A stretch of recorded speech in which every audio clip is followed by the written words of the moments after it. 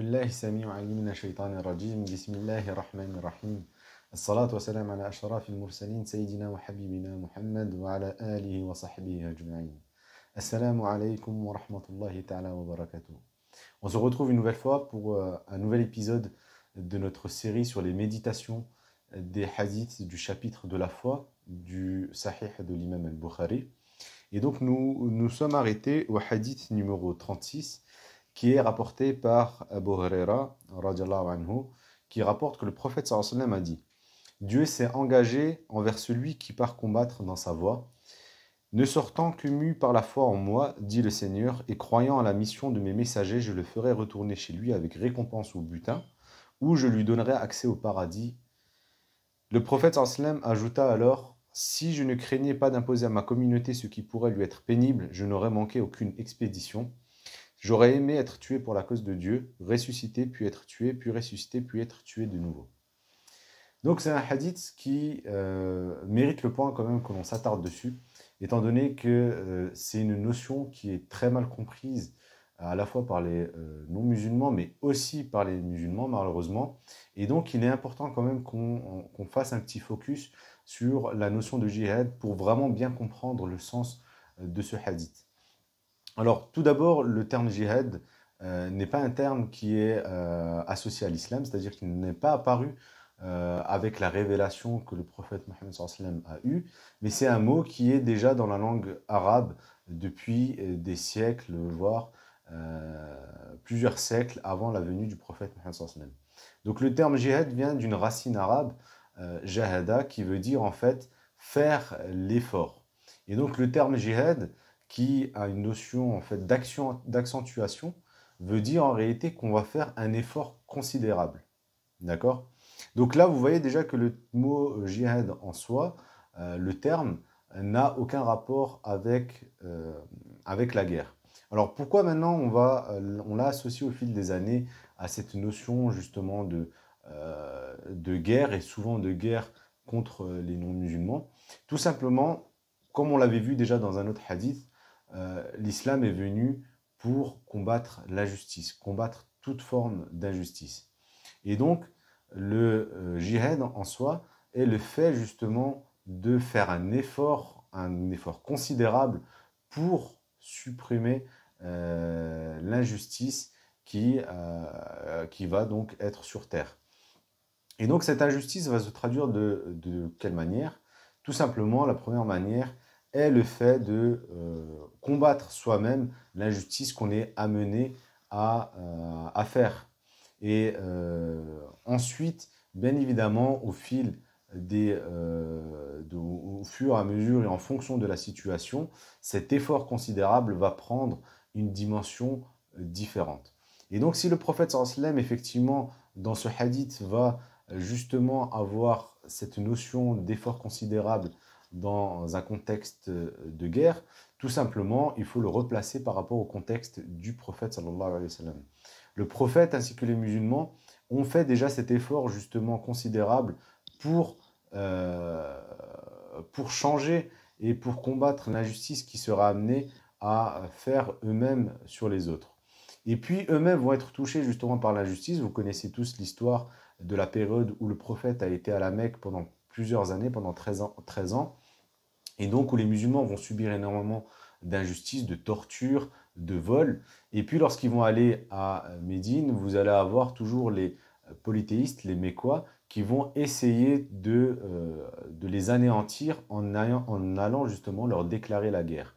Et donc ce djihad, finalement, forcément, vu qu'on va venir les agresser, le prophète sallallahu alayhi wa sallam va devoir combattre cette injustice en combattant directement avec les mains.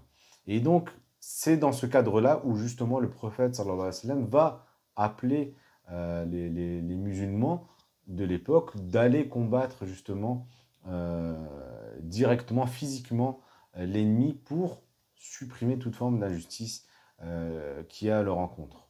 Et donc, si cette situation n'est plus présente, et c'est ce qui est le cas notamment pour nous, citoyens français en 2020, il n'est pas question pour nous d'effectuer le djihad ou de répondre à l'injonction du prophète sallallahu alayhi wa sallam ou ce que le prophète sallallahu alayhi wa sallam appelle dans ce hadith par, par des actes physiques contre un musulman ou un non-musulman. Mais en réalité, le djihad, comme je l'ai dit, il a cette notion justement de faire un effort considérable pour faire lever toute forme d'injustice. Et d'ailleurs, vous avez plusieurs hadiths où le prophète sallallahu alayhi wa sallam, donc ce sont des hadiths que vous pouvez retrouver dans les recueils d'Al-Bayhaqi, de Tirmidhi et d'autres encore compilateurs de hadiths, où le prophète sallallahu alayhi wa sallam, notamment lorsqu'il va revenir d'une expédition militaire, va dire aux compagnons, nous avons quitté le petit djihad pour pour nous consacrer au grand djihad. Et là, les compagnons vont poser la question justement, qu'est-ce que signifie finalement cette parole du prophète sallallahu alayhi wa sallam. Le prophète va leur apprendre justement que le plus grand djihad en réalité c'est le combat que l'on va fournir contre soi-même, contre notre ego, afin de ne pas commettre d'injustice et de combattre cette injustice qu'on serait amené à faire. Donc le djihad en soi, et surtout ce qu'il faut comprendre, et c'est pour cette raison, lorsque vous prenez le Coran, lorsque Allah Azza wa Jal va associer le terme djihad, il sera associé, sauf cas exceptionnel, vraiment à la lutte contre soi. C'est pour ça que Allah va souvent parler de djihad dans sa voix à travers l'âme. D'accord? Donc lorsqu'on va combattre notre ego, lorsqu'on va faire en sorte de lever toute chose néfaste que l'on risque de commettre à travers les autres créatures de Dieu. Et donc si on revient sur ce hadith, maintenant on a bien compris la notion de djihad, on se rend compte que le prophète sallallahu alayhi wa sallam justement nous donne une information supplémentaire lorsque Allah Azza wa Jal dit toute personne qui va sortir par la foi en moi, c'est-à-dire toute personne qui va au final faire combattre son ego pour plaire à Dieu, donc une fois de plus en aidant son prochain ou en levant une injustice qui va toucher son prochain, qu'il soit musulman ou non musulman, Allah, qu'est-ce qu'il va lui promettre? Il va lui promettre une récompense soit dans les ci-bas, soit dans l'au-delà avec un accès au paradis.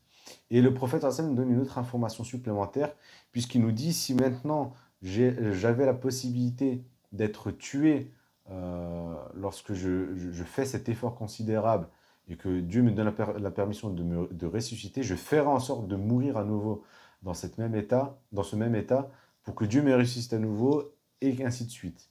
Avec cette parole, en fait, le prophète, qu'est-ce qu'il nous dit? Tout simplement, même si la tâche peut être dure, peut être pénible, au final, la récompense derrière qu'on peut en avoir nous en vaut clairement la peine. Si bien que même si au final, cet effort considérable allait même jusqu'au point d'être désagréable, pouvant nous causer la mort, on aimerait revivre et reconnaître la même mort pour qu'au final, on puisse à chaque fois avoir cette récompense. Et donc, et même sans aller jusqu'à cet extrême de la mort, aussi lourde que cette tâche puisse être de nous remettre en question, de combattre notre ego, au final, elle sera toujours bénéfique et la récompense qui en résultera sera bien évidemment la meilleure des récompenses. Donc vraiment, ce qu'il faut retenir de ce hadith, c'est que le croyant ne doit pas relâcher ses efforts. Et au final, c'est toujours la même morale que l'on avait déjà vue la semaine passée, c'est que tout acte que nous allons faire avec une croyance profonde et pleine en Allah Azza wa Jal, au final, ne pourra nous donner comme récompense que l'accès au paradis. Et donc, on ne doit surtout pas négliger ses efforts et toujours redoubler d'efforts, aussi durs soient-ils, pour rechercher l'agrément d'Allah. Et l'agrément d'Allah, on va le retrouver justement en venant en aide aux personnes qui nous entourent. Nous allons nous arrêter là pour cette semaine. On se retrouve la semaine prochaine, même jour, même heure.